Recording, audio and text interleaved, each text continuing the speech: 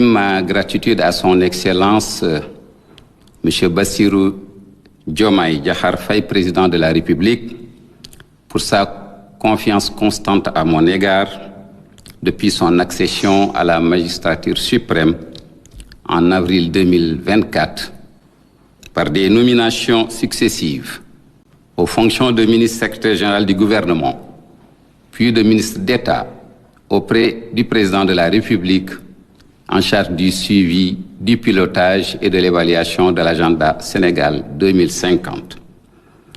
Cette confiance culmine aujourd'hui par cette nomination en qualité de Premier ministre. Je considère cette nouvelle charge comme un sacerdoce. Sacerdoce qui a toujours été mon seul viatique, tiré d'une part de mon éducation familiale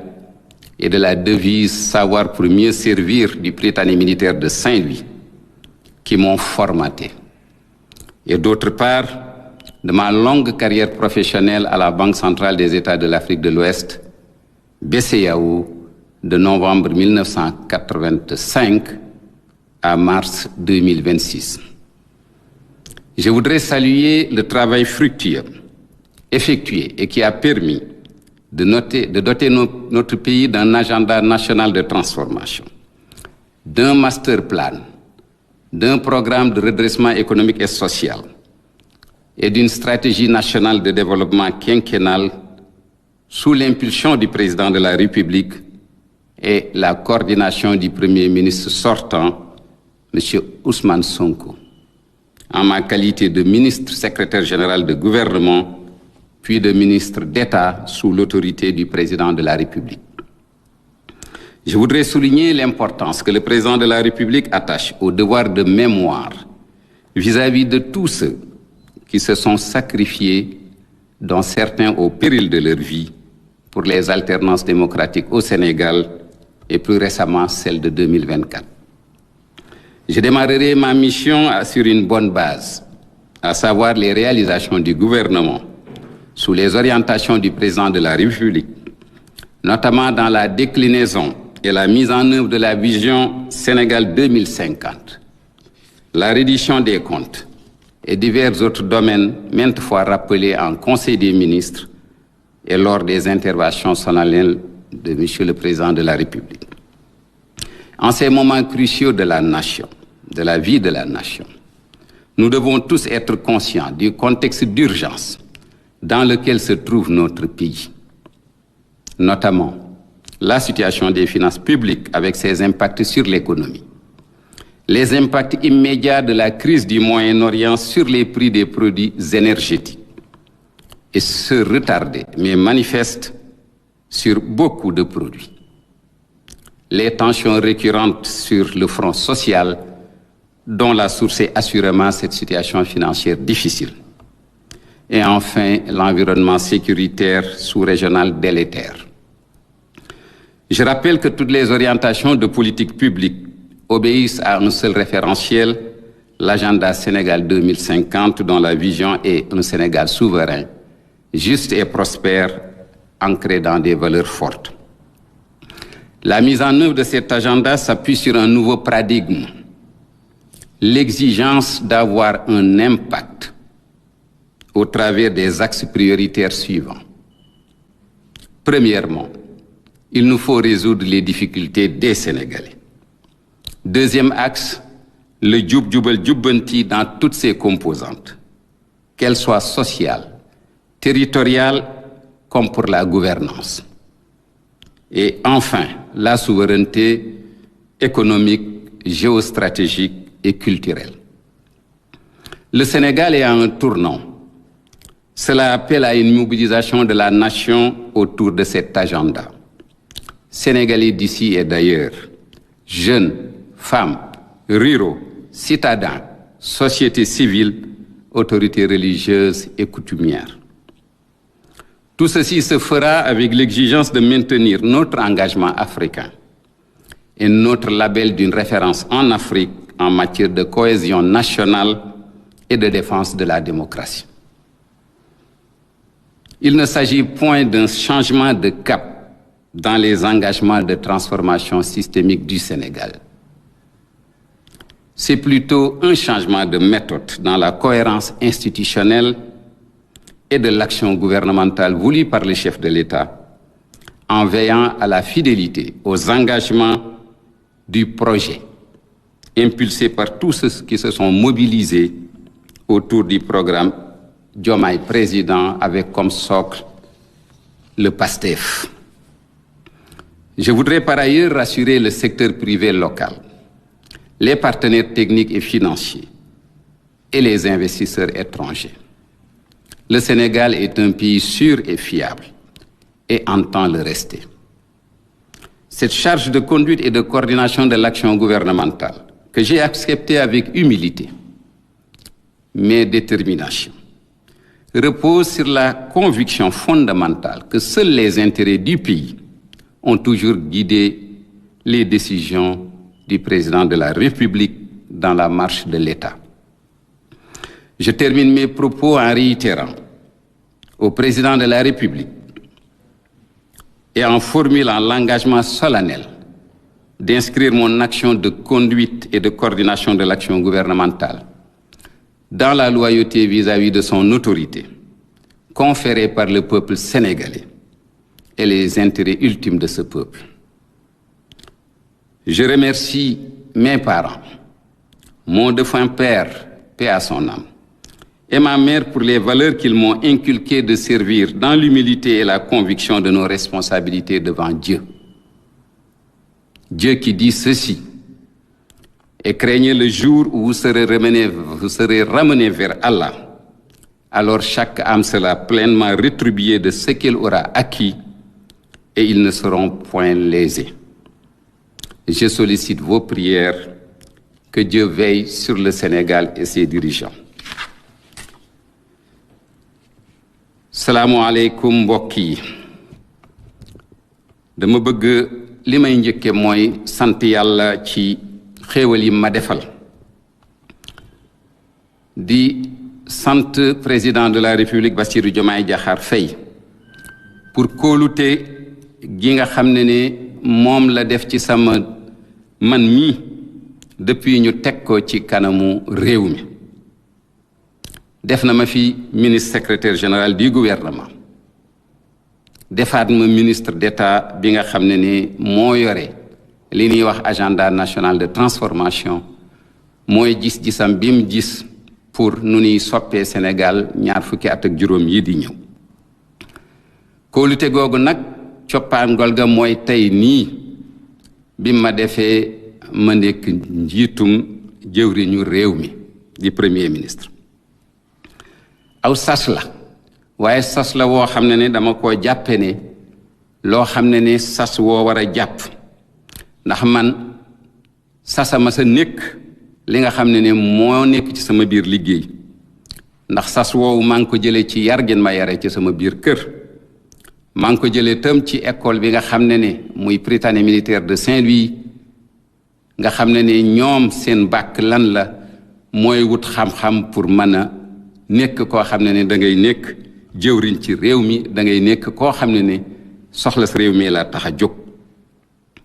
Sas woowu tam ni nga xam ne jàppe naa ko mooy ne am naa ñeent fukki at yoo xam ne def naa ko banque centrale. ci loolu nag laay yanoo yan gii ñu ma teg tey. ma bëgg nag sargal rafetal liggéey bi nga xam ne def nañ ko ñaari at yu weesu yi,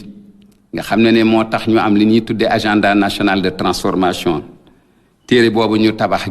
président de la République fesal ko octobre 2024. ñu defar fi master plan muy yoon wi nga xam ne jàpp nañ fukki at yi di ñëw incha allahu ci la ñuy jaar.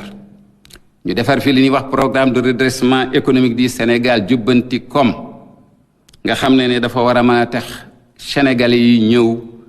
ànd ñoom ñëpp ñu defar réew mi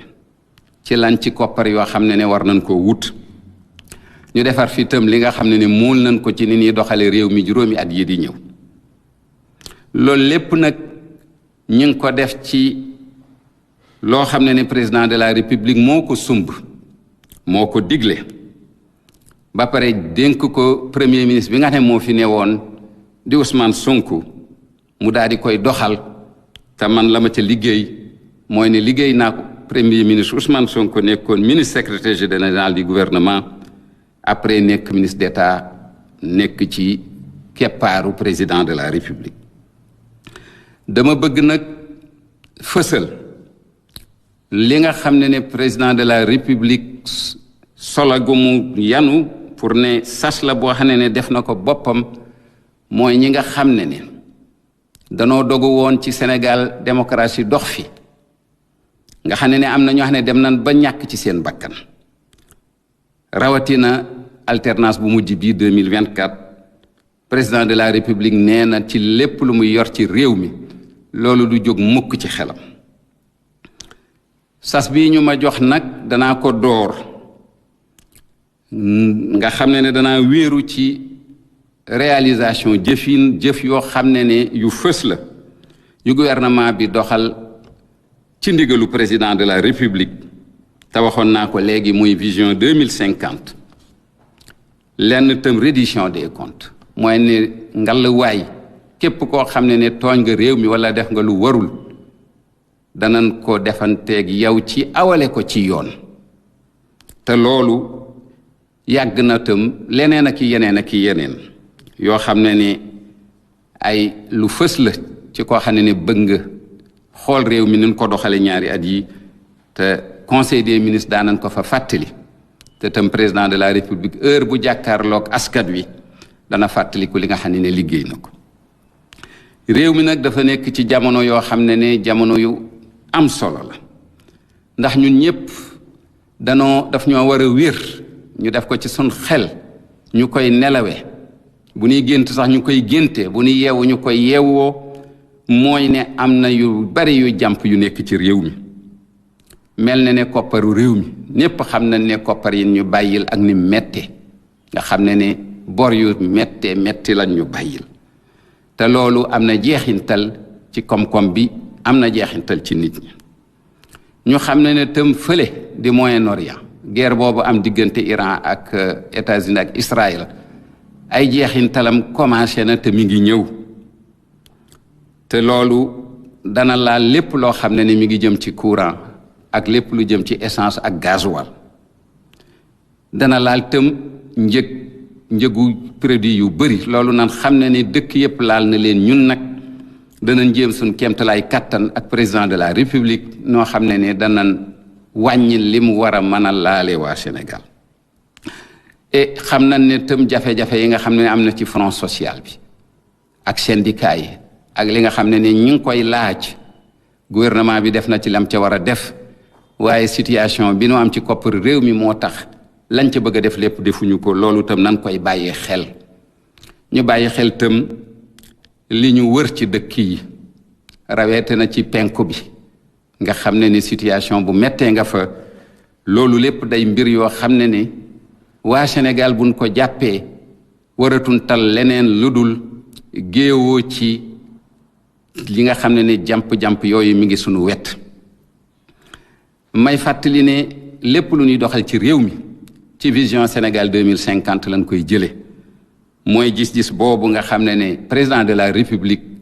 moom la bëgg sénégalais yi fileeg 2050 mooy fileeg ñaar fukki at ak ñeent mu nekk li nga xam ne mooy leeral sunu yoon li nga xam ne sunu jëfi bis bu ne sunu jéego bu ne ci loolu lañ ko war a def xalaat ko te loolu ñu fàttalike bàkk ba ca nekkoon mooy ne dañoo bëgg réew mu mënal boppam bëgg réew moo xam ne day yamale ñépp bëgg réew moo xam ne tam dana naat waaye boole ci tam sunu cosaan ak sunu aada ñu takku ba dëgër bañ cee bàyyi dara buñ ko mënul soqali agenda bii nag Sénégal 2050 bi ñu war a doxal gis-gis bu bees la ndax bari na ay palang yu fi aw bii nag ñetti kënu lan ko teg ñetti jën muy ñetti poto yu dëgër ba ca njëkk mooy fexe sénégalais yi seen jafe-jafe yi ñu faj ko ñaareel ba fexe ba jubal jubbanti nekk loo xam ne moo law ci réew mi ci li jëm ci def leen teg nit ñi li jëm ci jëflanteeg gox-goxaanu réew mi ak li jëm tam ni ni yore réew mi ba kumba am ndey kumba amul ndey bañati fee am. ñetteelu jën wi ñetteelu poto bi nga xam ne ci lañ ko nar a defare mooy moom sa bopp ci lu jëm ci koom-koom ci lu jëm ci sun doxalinteem digganteeg yeneen réew yi waaye tam ci lu moom loo xam ne suñu cosaan ak suñu aada loo xam ne dañ ko war a dekkali. Sénégal nag daa nekk ci diggante boo xam ne diggante bu war a xool bu baax la. loolu nag dama koy fàttali ñépp danoo war a ñëw daje nekk benn mu nekk ñi nga xam ne ñi ngi ci fii biir réew mi ñu nekk bitim réew ndaw ñi jigéen ñi ñi nekk ci kaw gi ñi nekk ci taax yi ñi nga xam ne ñi ngi ci société civile ak sunu kilifay diine yi ak sunu kilifay aada yi ñun ñépp danoo waroo ñëw géewoo réew mi pour que li ñu ci war a liggéey ñu liggéey ko. loolu tam danañ ko def daal di yeesal sunu pas-pas ci li nga xam ne ni ñu ngi ko jëmale ci sunu yeneen dëkku Afrique te ñun danoo am bàkk ci Afrique bàkk ba mooy lan mooy jàmm ji am ci réew mi nga xam ne amul seetlu xeet amul seetlu cosaan amul seetlu lenn danoo ànd nekk benn. leneen li tam mooy démocratie li mu jaral sénégalais ba du ci bàyyi dara loolu nag aw bàkk la wax ne am nañ ko bitim réew ñu ngi ñaan fii ñu toll ñépp xam ne bàkk woowu tam nanu fexe ba dara du ca wàññeeku ndax Afrique nga ñuy xool waa àdduna ñu ngi ñuy xool. lii président def nag du ne dafa bëgg changer yoon wan jëmoon ci li nga xam ne projet bi moo taxoon ñu fal ko déedéet daa bëgg changer doxalin rek mooy méthode ba daa bëgg tam mu am cohérence institutionnelle mooy lan mooy ne ku ci ne xam ka nekk ca sa kaw ak kan moo nekk ca sa suuf te lépp ànd ci worma mu bëgg tam gouvernement bi ni muy doxale liggéeyam nekk loo xam ne lu mucc ayib la. loolu rek a tax président de la république lii mu joyanti ko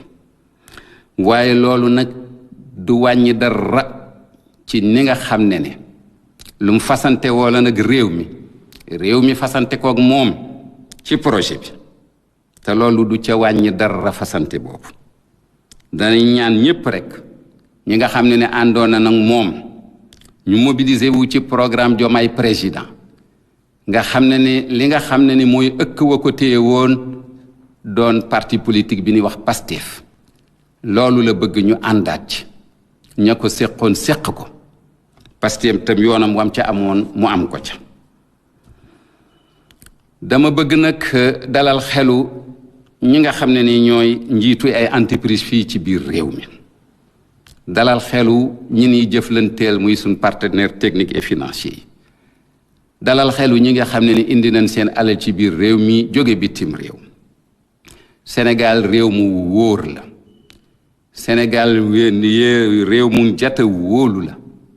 te Sénégal dana fexe ba nekk réew moomu nga xam ne lan ko doon xoolee démb dara du ci soppeeku. lii nga xam ne nag sas wa wun ma jox ne ma nekk ki nga xam ne mooy nekk njiitu jëwrin yi day loo xam ne maa ngi ko nangu ànd ceeg toroxlu waaye ànd ceeg dogu te li ma yombalal mbir yi mooy ne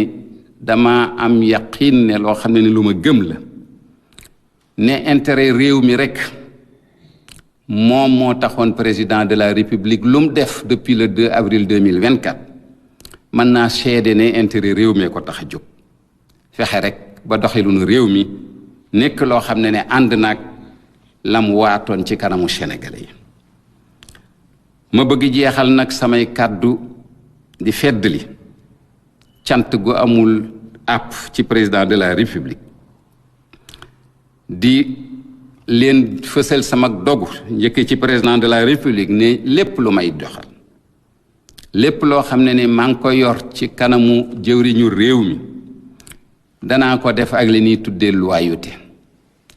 mooy ne defal ma def bàyyil ma bàyyi te loolu li ko yi réew mi jiital jox ko kàddu gi kàddu googu fileeg réew maa ngi koy wóolu ku nekk ci ginnaawam da nga ko war a defal li ci tegu tëm loolu lépp dañ koy def te am naa leer na ma ne ci intérêt réew mi ko tax a def may sant samay waajur sama baay bi nga xam ne ma nga tey àllaaxira ak sama yaay pour valeur yi nga xam ne moom lan ma nàmpatale nga xam ne ay valeur la yoo xam ne toroxlu la te mu wóor ñu ne ñu ëllëg dañu taxaw ci sunu kanamu biir ba borom layoo la nga xam ne def nañ ko fii ci àdduna may jeexal di wax kàddu borom bi subhanahu wa taala ndax mi ngi wax ne ragal leen bis boo xam ne da ngeen dellu ci seen borom te ku ci ne da nga fa fekk sa pay te pay googu yàlla nee na du ca wàññi du ca yokk maa ngi leen sàkku seen ñaan te di ñaan yàlla mu aar Sénégal aar ñi nga xam ne ñoo ko jiite wasalaamualeykum wa rahmatullahi wa barakatuh.